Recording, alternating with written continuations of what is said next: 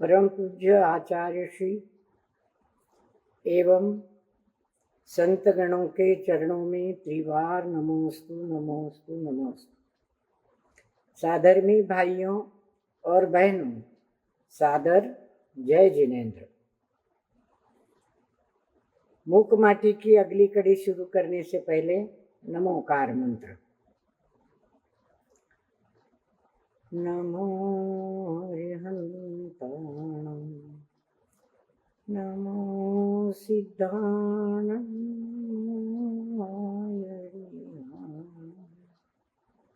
नमो ध्यायामि, नमो सर्वस्वम्।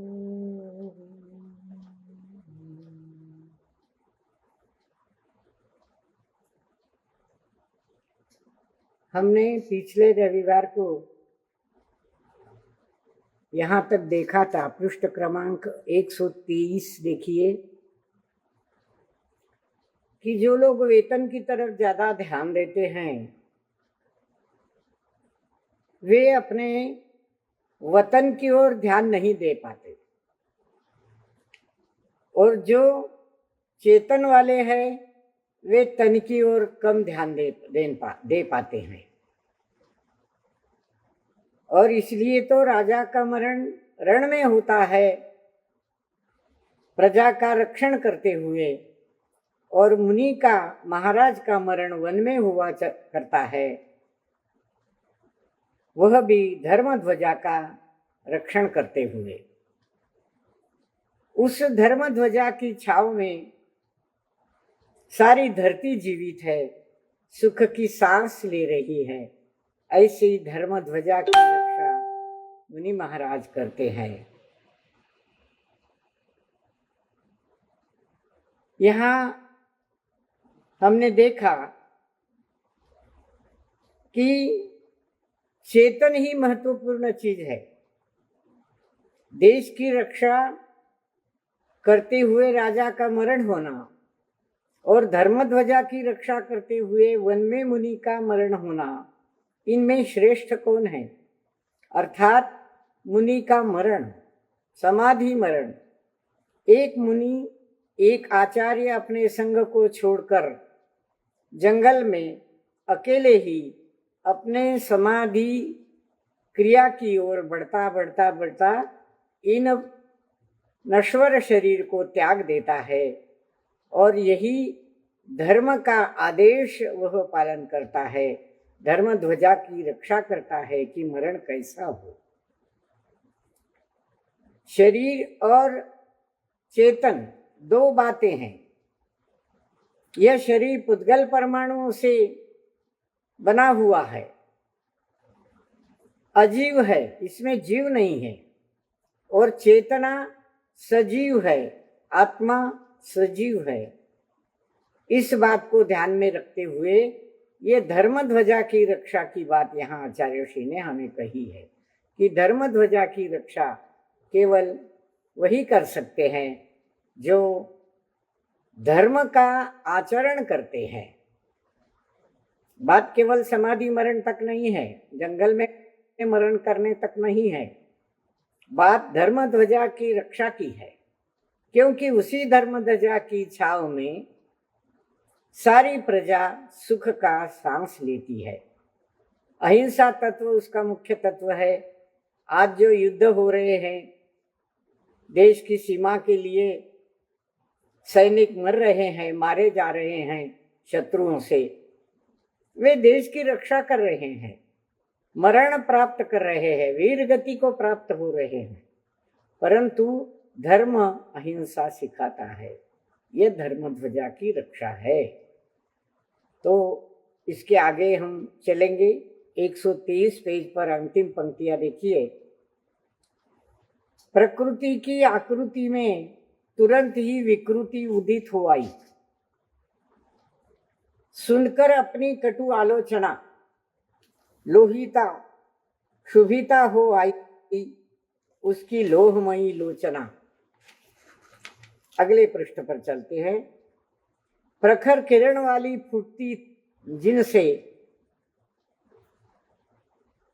जिस आलोक से उसका ललाट तल आलोकित हुआ, जिस पर कुछ पंक्तियां लिखित है। किसको क्रोध आया? प्रकृति की आकृति में क्रोध उभर आया। प्रकृति क्या है? ये शरीर प्रकृति है, सारी सृष्टि प्रकृति है। जो जो अचेतन है इस विश्व की रचना में, इस आकाश के ढोल में, इस आकाश के पोल में जो जो अजीव चीजें हैं वे सारी प्रकृति में समा जाती है। वो प्रकृति है, सृष्टि है।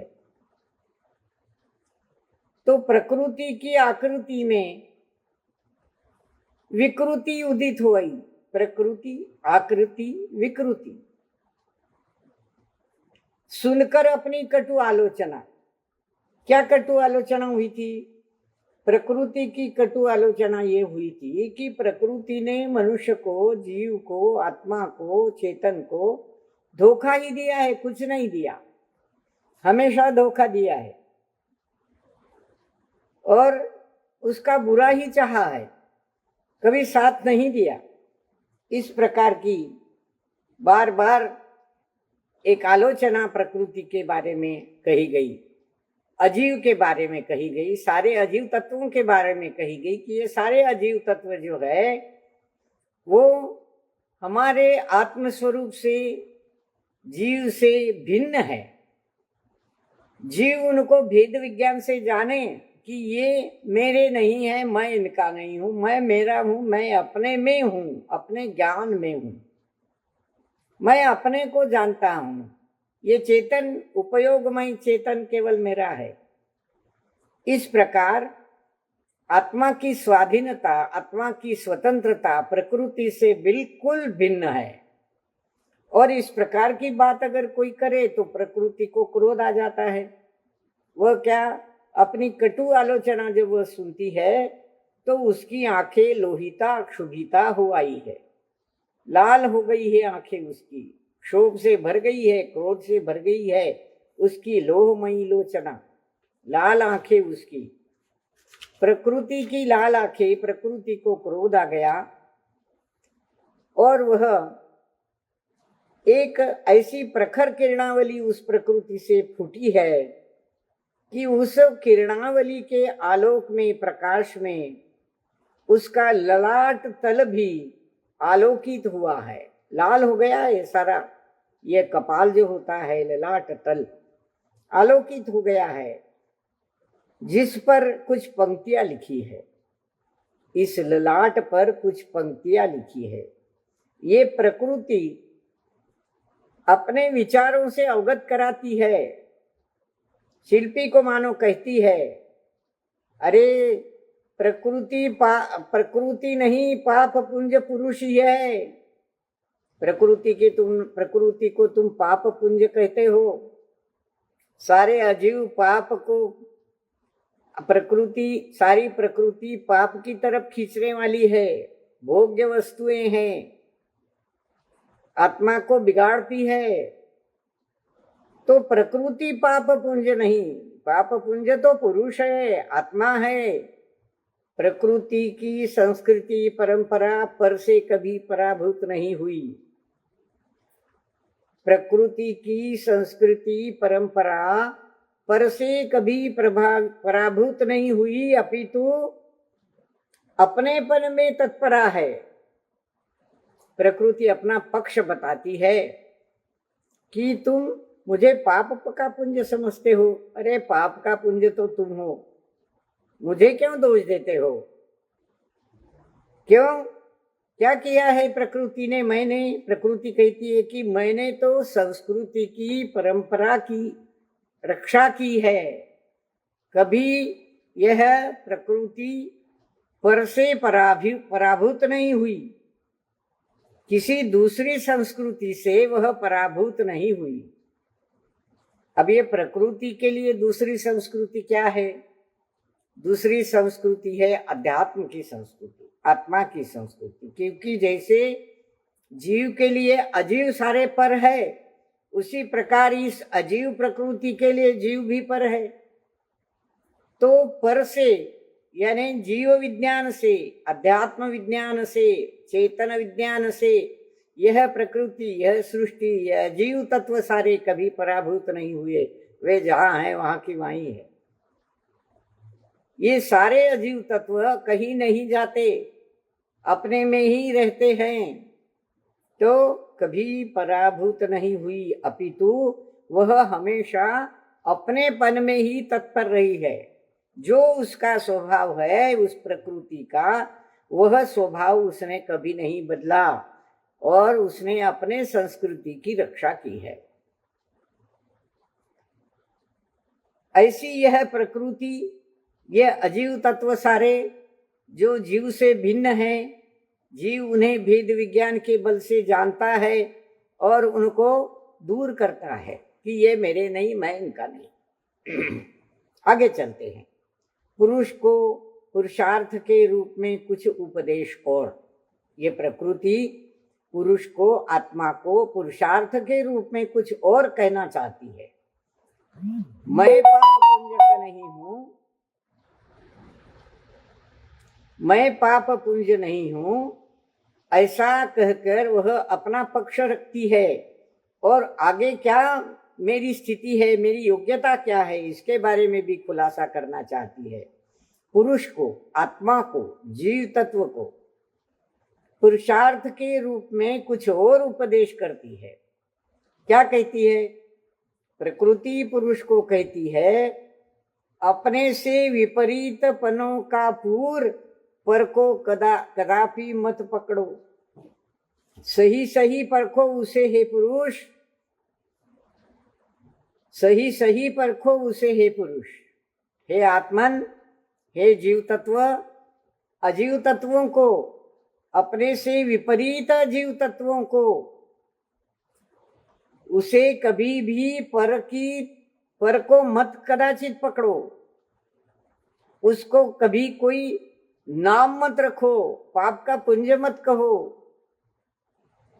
अपने से विपरीत पनों का पूर मत पालो, पर को कदापि मत पकड़ो।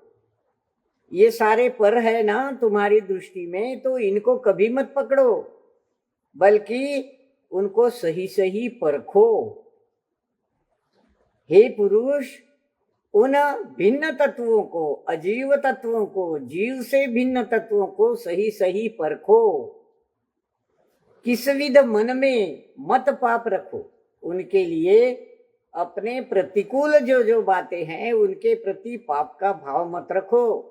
इसलिए पाप पुंज तो तुम स्वयं हो, मैं पाप पुंज नहीं हूं, मैं पाप पुंज नहीं हूं। अगर सुनाई नहीं देता हो ठीक से तो कृपया सूचना भेजिए, फोन मत करिए। क्या सुनाई देता है आपको? कोई सूचना नहीं आई, शायद सुनाई दे रहा है। आगे चलते हैं। तो पुरुष को पुरुषार्थ के रूप में ये प्रकृति और कुछ उपदेश करती है कि अपने से विपरीत पनों का पर को कदापि मत पकड़ो। वे सदा विपरीत है, वे विपरीत है, वे विपरीत है, ऐसा कभी मत कहो, बल्कि उनकी सही सही परख करो, परीक्षा करो। किसी विध अपने मन में उनके प्रति पाप मत रखो, पर खो उसे पल भर, पर खो पाप को भी। शब्दों का जोड़ तोड़ जरा बड़े मजेदार है यहाँ और बड़े गहन है उसमें से अर्थ। किसी विध मन में पाप मत रखो, पर खो उसे पल भर, परंतु उस पाप को एक पल भर के लिए खो दो, डाल दो, निकाल दो अपने मन से। पर खो पाप को भी, फिर जो भी निर्णित हो अपना लो उसे, उसकी परख करो, उसको जानो, उसको समझो। जो पर है, अपने नहीं है, उनको पाप के पुंज मत कहो, उस पाप को भी परखो, उसको भी समझो। एक पल भर के लिए उस पाप को भी तुम समझ लो। वो पर है ना, पर को भी समझो और फिर निर्णय करो अपने मन में कि ये पर मेरे लिए कैसे है, उपयोगी है या नहीं। अगर नहीं है तो छोड़ दो, पर गाली मत दो, उसे पाप पुंज कहकर उसका तिरस्कार मत करो। जितने भी तत्व है, हम 9 तत्वों का विचार करते हैं, जीव, अजीव, आश्रव वगैरह, मोक्ष तत्व तक पुण्य पाप मिलाकर। इन सब तत्वों में जीव तत्व एक तरफ है, बाकी सारे अजीव है।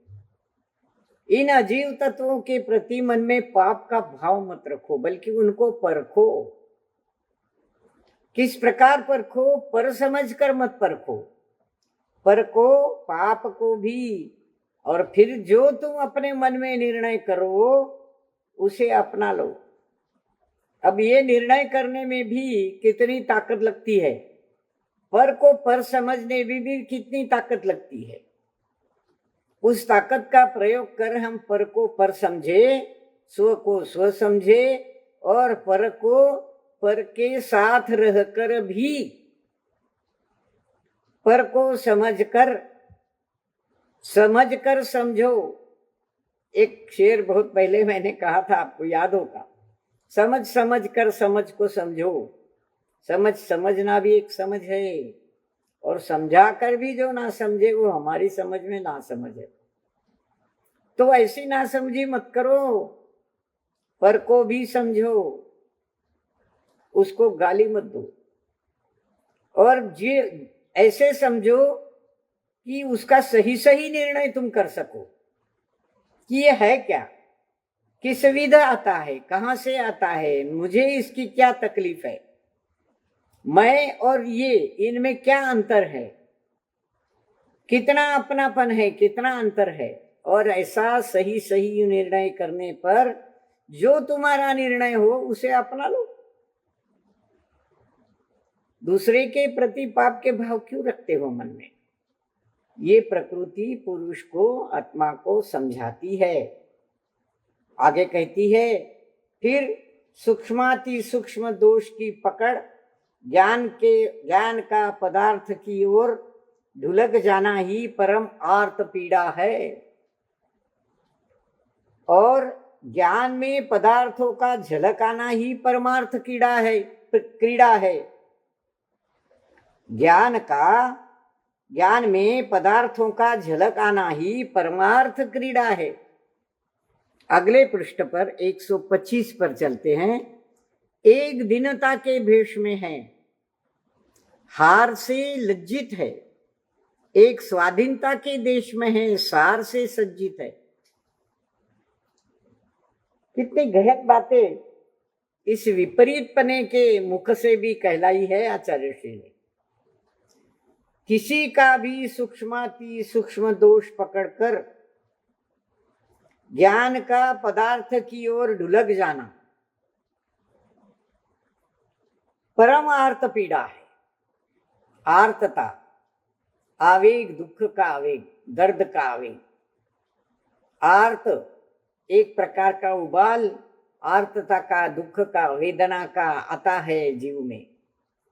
तो किसी का सूक्ष्माति सूक्ष्म दोष पकड़ना और वह उस ज्ञान में उस पदार्थ का वह दोष आना, या ज्ञान का उस दोष में ढुलक जाना परमार्थ पीड़ा है। बहुत पीड़ा होती है तन को, मन को, जीव को, भाव को। आर्तता निर्माण होती है, आर्तता निर्माण करती है वह आकुलता, ऐसी आकुलता निर्माण होती है। तो सूक्ष्माति सूक्ष्म दोष को पकड़ना और ज्ञान का उस पदार्थ की ओर ढुलक जाना। किस पदार्थ की ओर? जो पदार्थ अपने नहीं है, अजीव है, सारे उद्गल अजीव है। ये सारे पदार्थ मुझे बांधे रखते हैं, और कर्म से बंध जाता हूं मैं इनकी वजह से, तो इनको दोष देता हूं, उनके सूक्ष्म से सूक्ष्म दोष। अरे कर्म बिचारे, कौन भूल अपनी अधिकाई। तो यह प्रकृति पुरुष को समझाती है कि इस प्रकार तुम्हारा ज्ञान अगर तुम्हारी सही जगह छोड़कर, आत्मा का स्वरूप में रहना छोड़कर अगर इन पदार्थों की ओर ढुलक जाता है, उनमें रमता है, उनको चाहता है, तो क्या होता है? आकुलता ही आकुलता रहती है, क्योंकि वो सुख के साधन समझ लेते हैं ना हम। ये घर सुख का साधन, ये सारा घर में जो सामान है सुख का साधन, अपने रिश्ते नाते सारे सुख के साधन, धन दौलत व्यापार धंधा सुख के साधन, इन्हें हम सुख का साधन समझते हैं, क्योंकि हमारा ज्ञान उधर ढुलक जाता है उन पदार्थों में। तो दोषी कौन? जिसका ज्ञान अपने स्वस्वरूप को छोड़कर पर पदार्थों में ढुलक जाता है, उसको तो आकुलता होनी ही है, और सुख चाहिए और सुख चाहिए और सुख चाहिए। इतना धन कमाया और हो, लखोपति हो गया, करोड़पति होना चाहिए। इस प्रकार उसकी आकुलता परम रूप से बढ़ती जाती है, आर्तता। तो ये आर्तता तो परम पीड़ा देने वाली है। ये प्रकृति पुरुष को समझाती है कि गलती तो तुम्हारी है, तुम्हारा जो ज्ञान है तुम्हें छोड़कर पदार्थों में, दूसरे पदार्थों में ढुलक जाता है और परमार्थता परम आकुलता निर्माण करता है। मेरा क्या दोष? और फिर क्या होना चाहिए ये भी बताती है वो कहती है, ज्ञान में पदार्थों का झलक आना ही परमार्थ की क्रीड़ा है। ज्ञान में पदार्थों का झलक आना ही परमार्थ की क्रीड़ा है। जब ये ज्ञान अपने आत्म स्वरूप में लीन हो जाता है, अपनी चेतना के आश्रय से स्वस्वरूप में लीन हो जाता है, तन्मय हो जाता है, तब वह ज्ञान इतना बढ़ जाता है, इतना पवित्र हो जाता है, इतना निष्कलंकित हो जाता है, अनाकुल हो जाता है कि उस ज्ञान में सारे संसार भर के भूत वर्तमान भविष्य के सारे वस्तुओं की सारी पर्यायें उस ज्ञान में झलकने लगती है। इतनी ताकत है उसमें, उस ज्ञान में इतनी ताकत है। यह जो ज्ञान है जब स्वस्वरूप में लीन होता है, तन्मय होता है, तो वह केवल ज्ञान बन जाता है। और यह केवल ज्ञान ही परमार्थ की क्रीड़ा है, परमार्थ है, सत्यार्थ है, सम्यक है। यही सम्यक ज्ञान है, यही सम्यक दर्शन है, यही सम्यक उपयोग है उस ज्ञान का, स्वस्वरूप में लीन हो जाना। ध्यान के द्वारा वह साधक अपने स्वरूप में जब लीन होता है तो वह परमार्थ की क्रीड़ा करता है, केवल ज्ञान में क्रीड़ा करता है। हमारे संत पुरुष केवल ज्ञान में क्रीड़ा करते हैं, केवल ज्ञानी हो जाते हैं। कैसे है वे? एक यानी आर्तता भरा भाव, आर्तता की ओर खींचने वाला ज्ञान और परमार्थ की ओर खींचने वाला ज्ञान, ये दो ज्ञान, दोनों की दिशाएं एक दूसरे के विरोध में है। तो एक आर्तता की ओर खींचने वाला जो ज्ञान है, आकुलता की ओर खींचने वाला जो सुखासीन सुखाभास कराने वाला ज्ञान है, वह दीनता के भेष में है, हार से लज्जित है, क्योंकि वह हमेशा पराभव ही पाता है। वह हार से लज्जित है, वह दीनता के भेष में है, दीन है। वह सुख का भाव भी सुख नहीं है, सुखाभास है, और उस हार से वह लज्जित हो जाती है, आर्तता, आकुलता। और परमार्थ क्या है? परमार्थ एक स्वाधीनता के देश में है। कौन सा स्वाधीनता का देश है यह स्वाधीनता का देश है मेरा अपना निज ध्रुव शुद्ध आत्मा। हर एक आत्मा प्रत्येक जीव का शुद्धात्मा यह अपने स्वाधीनता के देश में सार से सज्जित है, हार से लज्जित नहीं, सार से सज्जित है। कितने सुंदर शब्द है देखिए, और कितने आशय भरे हैं ये सारे शब्द। आकुलता हार से लज्जित होती है और स्वाधीनता के क्षेत्र में, देश में ये परमार्थ सार से सज्जित हो जाता है। यही जीवन का सार है, यही ज्ञान का सार है। सार से सज जाता है वो। जैसे कोई सजावट होती है, झांकी होती है, वैसे ज्ञान सज्जित हो जाता है। तो इनमें श्रेष्ठता किसकी बताई रहे? आचार्य श्री ने। आचार्य श्री स्वाधीनता के देश में सार से सज्जित इस परमार्थ की स्वाधीनता पर उंगली रख रहे हैं कि यह श्रेष्ठ है, और दूसरे विपरीत भावों में, विपरीत अजीव वस्तुओं में अपने को समझना, ये शरीर मेरा है समझना, ये तुम्हारे जीव के भाव में आकुलता निर्माण करता है। फिर इस शरीर को सजाने का भाव। फिर आजकल टीवी पर जो विज्ञापन देखेंगे आप, दांत के लिए विज्ञापन, आंखों के लिए विज्ञापन, बालों के लिए विज्ञापन, शरीर को सजाने के सारे विज्ञापन, वस्त्रों के विज्ञापन। क्या करते हैं ये सारे विज्ञापन? ये सारे विज्ञापन तुम्हें उस ओर ले जाते हैं जिस ओर आकुलता ही आकुलता है। कौन सा साबु उपयोग में लाओ, ये की वो, किससे मेरी कांति उजली हो, ये की वो, करते रहो प्रयोग, तो हार ही पल्ले पड़ेगी, पराजय ही पल्ले पड़ेगा, क्योंकि उनमें आकुलता है, सुखाभास है। तो आचार्य श्री बड़े सुंदर शब्दों में प्रकृति के मुख से पुरुष को समझाते हैं, आत्मा को समझाते हैं कि स्वाधीनता के देश में परमार्थ जो है यह सार से सज्जित है। यह परमार्थ क्या है? यह हमारा जैन दर्शन है, यह हमारा जैन अध्यात्म है। जैन जीवन जीने की कला जो है वो परमार्थ है। तो इस प्रकार पुरुष की पिटाई प्रकृति ने की, प्रकृति ने पुरुष को समझाया, उसकी पिटाई कर दी कि पाप के पुंज तो तुम हो, ढुलक जाते हो जहां वहां और नाम मुझे रखते हो। अरे परखो तो सही, कौन सच्चा है कौन झूठा है, कहाँ आकुलता है कहाँ सार है, अनाकुलता है। तो पुरुष की पिटाई प्रकृति ने कर दी और प्रकारांतर से चेतन भी उसकी चपेट में आ गया।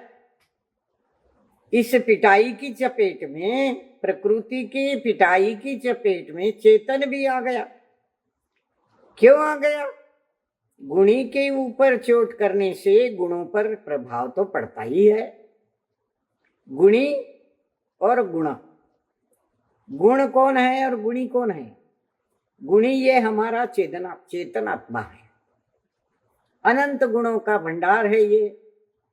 कई कई कई अगणित असंख्य अनंत गुण इसमें भरे हुए हैं, जिनके नाम तक हम नहीं जानते। समय सार में ऐसे 47 शक्तियों को ढूंढ निकाला है अमृत चंद्राचार्य ने, परंतु 47 ही क्यों? अनंत है ये तो, और भी है। जितनी मिली सामने आई उन्होंने लिख दी। समय सार की अंतिम पृष्ठ छानिए, बड़े सुंदर शब्दों में इन 47 शक्तियों को वहां प्रकाशित किया गया है। तो यह गुणी है आत्मा, गुणों का संग्रह है, गुणों का भंडार है, इसलिए वह गुणी है।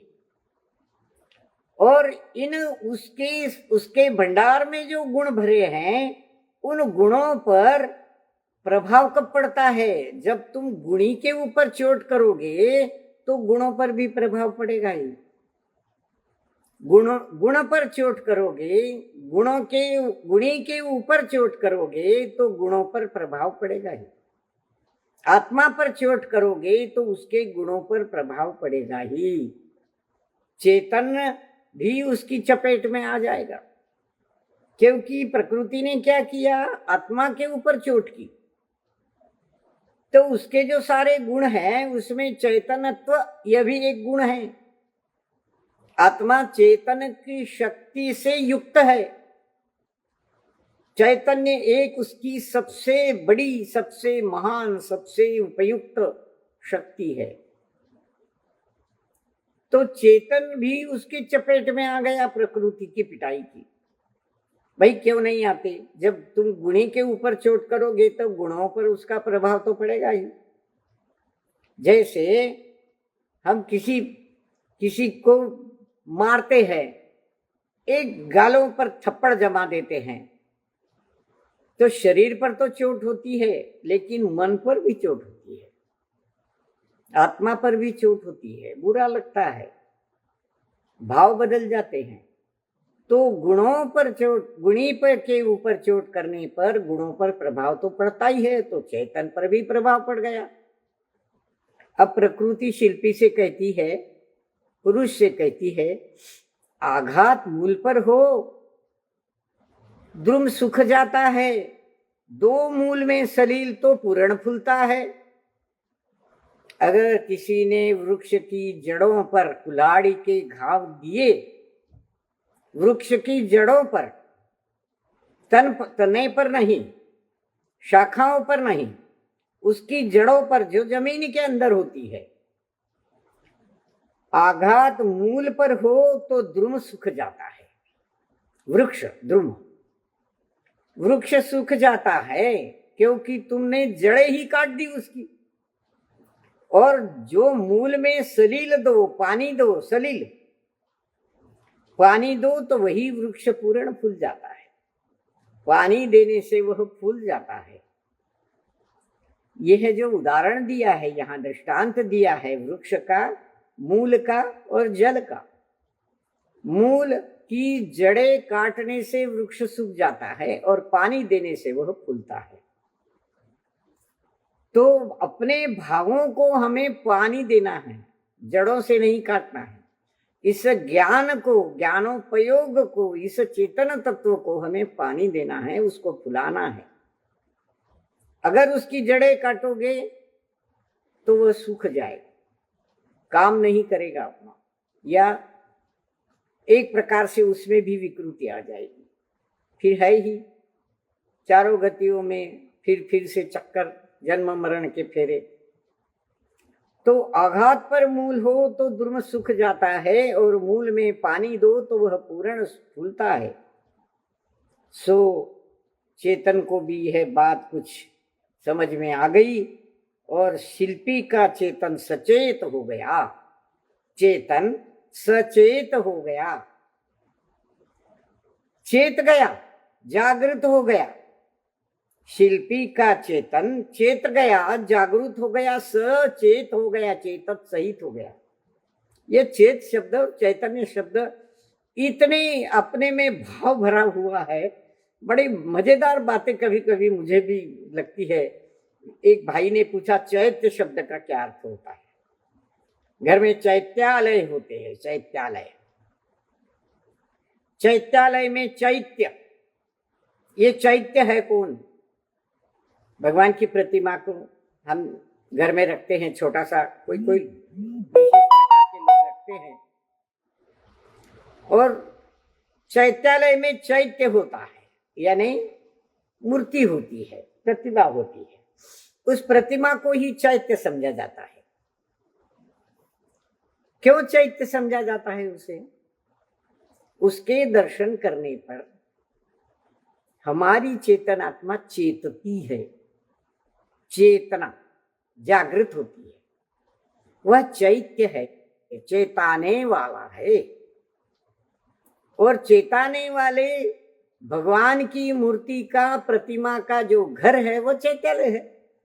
अपने घर में रखा है आपने दर्शन के लिए, कि उसको रोज दर्शन कर सकूं मैं। मंदिर लंबा पड़ता है, जाना होता नहीं है, तो उस चैत्यालय के दर्शन कर, उस प्रभु की प्रतिमा के दर्शन कर मैं अपने स्वस्वरूप को, चेतना को जगाऊं, जागृत करूं। इसलिए वो चैत्यालय होते। बड़ी मजेदार बातें हैं। चैत्य शब्द से अनेक अर्थ जुड़े हैं, बहुत लंबाई में मैंने खींचना चाहती, आगे और चलना है अपने को। तो आघात पर मूल हो तो द्रुम सूख जाता है, दो मूल में सलील तो पूर्ण फूलता है। शिल्पी का चेतन सचेत हो गया, स्व पर कर्तव्य पर उसने प्रकाश डाल दिया और अब चेतन शिल्पी से बात करने लगा। चेतन क्या कहता है शिल्पी से? चेतन कहता है शिल्पी से, कुंभकार से, पुरुष का प्रकृति पर नहीं, चेतन पर, चेतन का करण पर नहीं, अंतःकरण मन पर, और मन का तन पर नहीं, करण गण पर, और करण गण का पर नहीं, तन पर नियंत्रण शासन हो। ये अंतिम शब्द जो है ना, नियंत्रण शासन हो सदा, ये महत्वपूर्ण है। नियंत्रण किसका किस पर होना चाहिए? पुरुष का प्रकृति पर नियंत्रण नहीं होना चाहिए, चेतन पर होना चाहिए। चेतन का साधनों पर नहीं होना चाहिए। कौन से साधन? करण, करण साधन, करण साधन को करण कहते हैं। चेतन का साधनों पर नहीं। ये जो शरीर के अंग उपांग है, ये सारे साधन ही तो है हमारे। एक कुल्हाड़ी, कुल्हाड़ी से वृक्ष को काटता है, तोड़ता है, तो कुल्हाड़ी साधन है, करण है। तो इस प्रकार चेतन का साधन पर नियंत्रण नहीं होना चाहिए। कहाँ होना चाहिए? अंतःकरण पर, मन पर। मन को अंतःकरण कहते हैं। मन को, भाव मन को विशेषता अंतःकरण कहते हैं। चेतन का शरीर के अंग उपांगों पर नहीं, मन पर नियंत्रण होना चाहिए। और मन का नियंत्रण तन पर नहीं होना चाहिए, करण गण पर होना चाहिए। करण गण, समूह, गण, समूह को, संघ को गण कहते हैं। तो मन का तन पर नहीं, करण गण पर नियंत्रण होना चाहिए। कौन से करण गण हैं? चेतन के पास तो बहुत से करण गण हैं, आत्मा के पास तो बहुत सारी शक्तियां हैं, इतनी अनंत शक्तियां हैं। तो इस भाव मन का तन पर नियंत्रण न हो, उन साधनों पर नियंत्रण हो जो साधन आत्मा का दर्शन कराते हैं। उस चेतन पर हो, उस चेतन के ज्ञानोपयोग, दर्शनोपयोग आदि पर हो। ये सारे ज्ञानोपयोग, दर्शनोपयोग क्या है? इनके सहारे ये भाव मन हमारे सारे आत्मा प्रदेश में परिवहन करता रहता है, प्रवास करता रहता है, घूमता रहता है।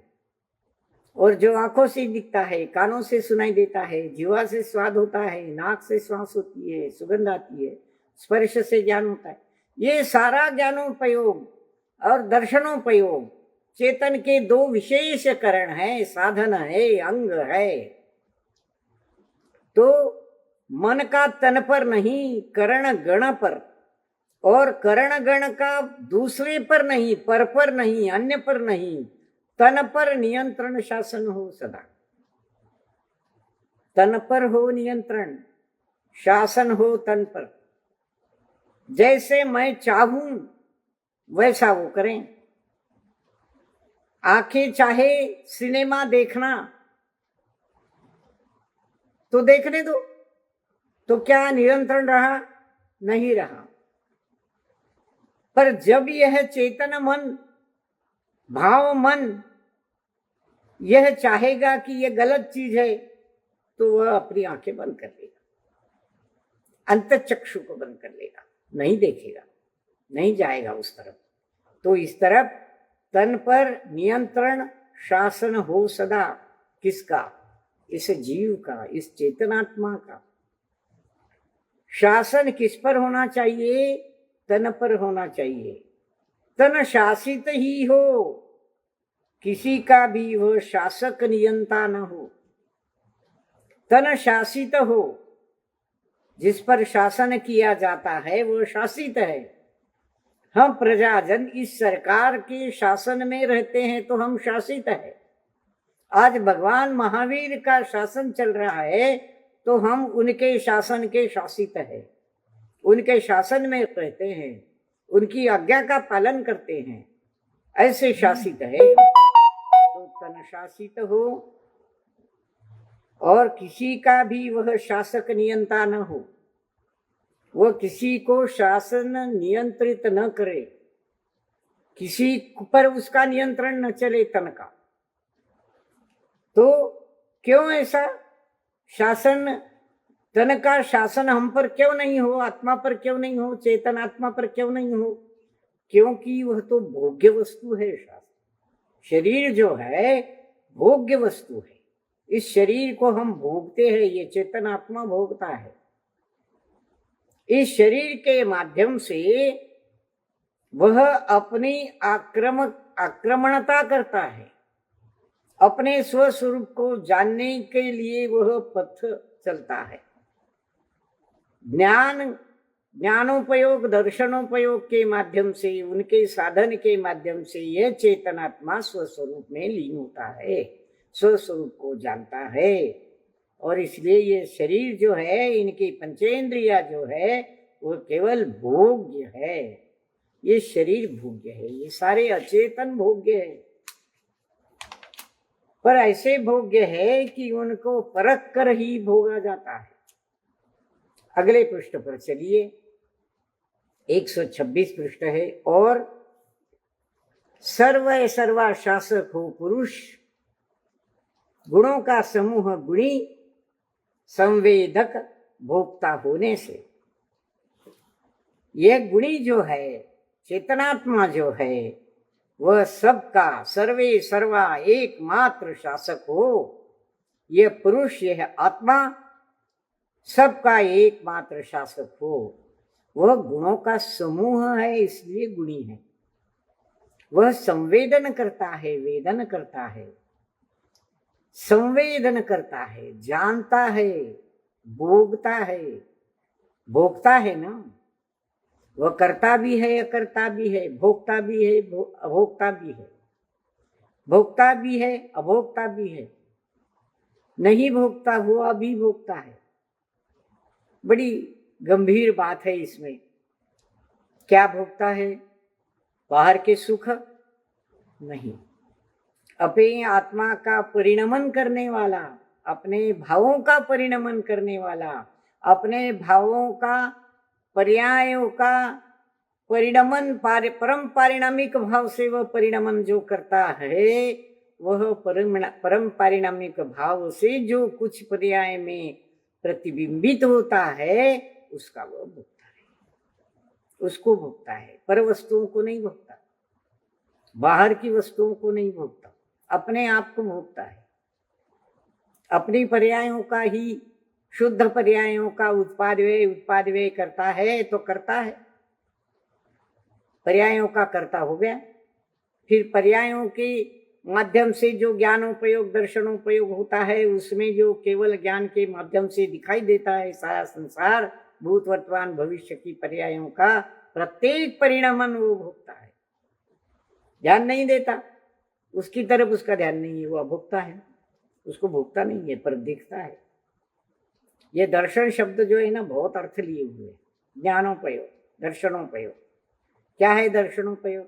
दर्शन का मतलब देखना, दर्शन का मतलब एक मत, आध्यात्मिक मत, जैसे वैदिक दर्शन, बौद्ध दर्शन, ये दर्शन, वो दर्शन, ये भी दर्शन है।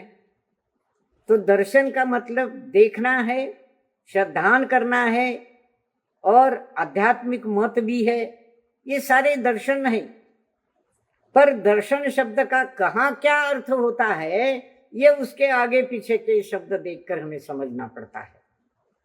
तो यह जो गुणी है, यह गुणी आत्मा सबका शासक पुरुष हो, गुणों का समूह हो, संवेदन करने वाला हो, क्योंकि वह अपने चेतन का भोक्ता है, अपने गुणों का भोक्ता है, अपने ज्ञान का भोक्ता है, अपने दर्शन का भोक्ता है, और भोक्ता होकर भी अभोक्ता है। ये चेतन की क्रियावती शक्ति, चेतन की क्रियावती शक्ति जो बिना वेतन वाली है, सक्रिय होती है, चेतन की इस स्थिति को अनुमति प्रेषित करती शिल्पी के अधरों पर स्मृति उभर आती है। ये चेतन आत्मा, आत्मा अनंत गुणों का भंडार है। उनमें से एक है क्रियावती शक्ति। ये क्रियावती शक्ति क्रियान्वित होती है। क्रियावती शक्ति क्रियान्वित होती है। ये क्रियान्वित होने वाली क्रियावती शक्ति ये चेतनात्मा की शक्ति है, क्योंकि अनंत गुणों का भंडार है ना, उसमें से ये एक है। जैसा ज्ञान एक गुण है, दर्शन एक गुण है, वीर्य गुण है, सुख गुण है, ये तो प्रमुख हो गए, पर ऐसे अनंत गुण हैं, उसमें से क्रियावती शक्ति, क्रियावती गुण एक है। शक्ति और गुण एक ही अर्थ में उपयोग में आते हैं।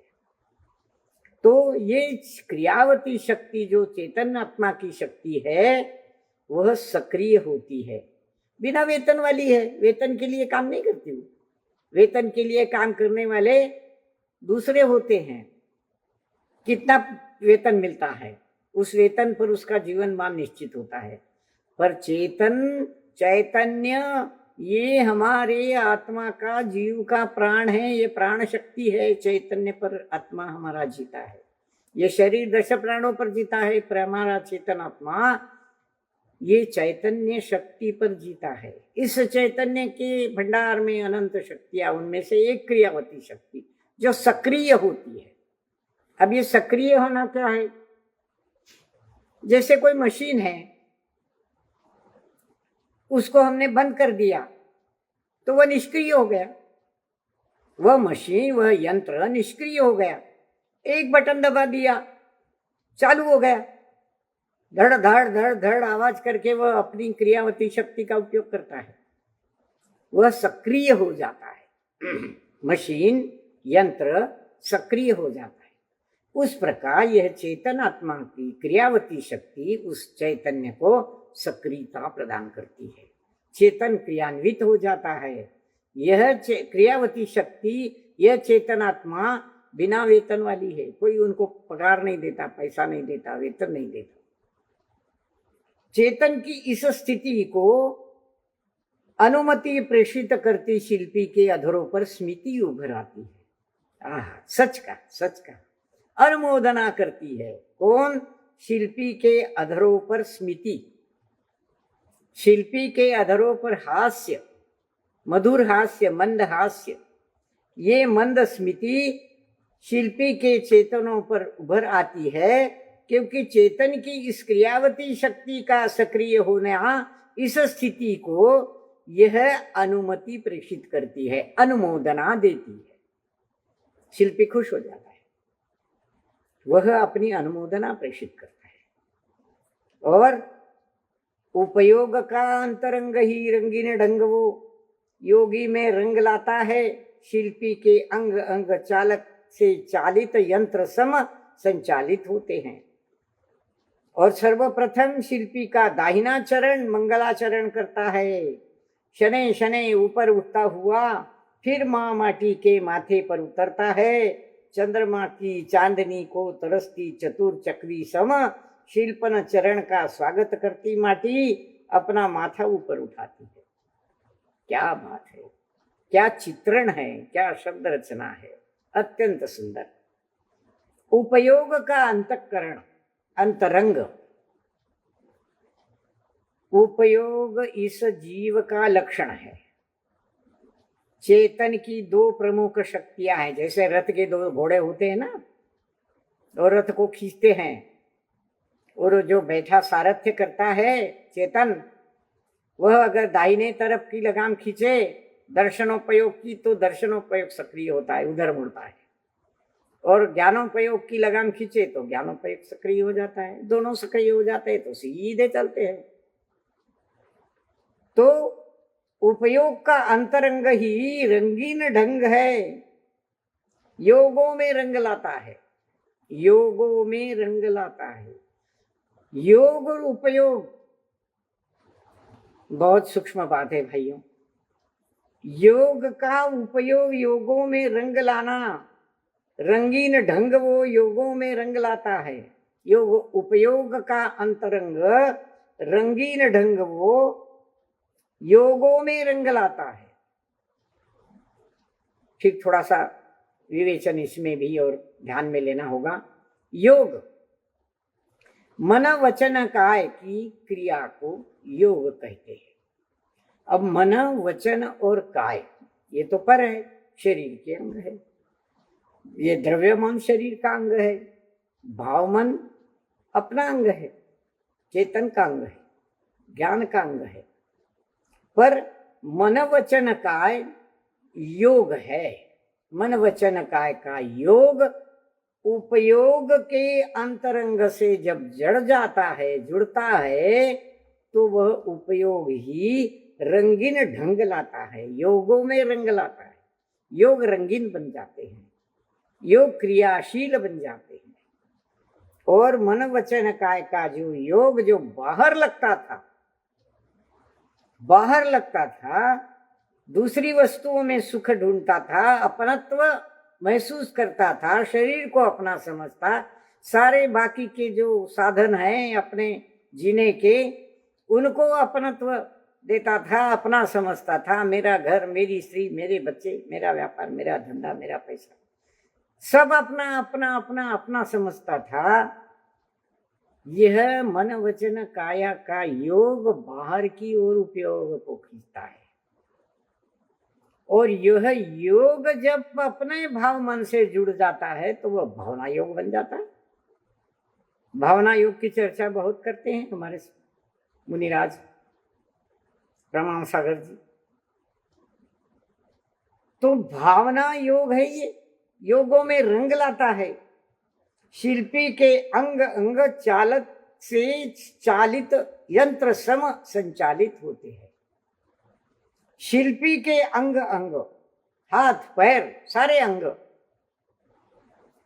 चालक की चालित यंत्र सम, यंत्र को चलाने वाला चालक, और चालित कौन है? यंत्र, चलता है वो।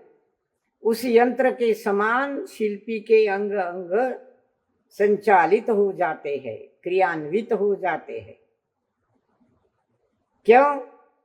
चेतन की क्रियावती शक्ति जो बिना वेतन वाली जागृत हो गई ना, वो क्रियावती शक्ति जागृत होने से चेतन जागृत हो गया। चेतन जागृत होने से शरीर के अंग प्रत्यंग जागृत हो गए।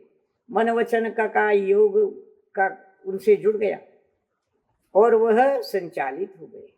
पहले क्या होता है? सर्वप्रथम शिल्पी का दाहिना चरण मंगलाचरण करता है। मंगलाचरण करना, हम शास्त्र के आरंभ में मंगलाचरण करते हैं कि आगे जो कुछ इसके होने वाला है वो सब मंगल हो। मंगल होने की भावना भाना, मांगल्य की भावना भाना। मंगलम भगवान वीरो, मंगलम गौतमो गणी, मंगलम कुंद बुद्धाचो, जैन धर्मो, सब मंगल हो, सबका मंगल हो, ऐसी प्रार्थना सिखाते हैं हमारे गुरुजन। तो ये सारा मंगलाचरण पहले कौन करता है? शिल्प का दाहिना चरण करता है। वही तो जड़ हो गया था ना, अचेतन हो गया था।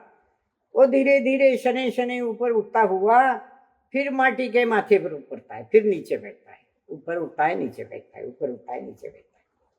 कैसे होती है क्रियावती शक्ति?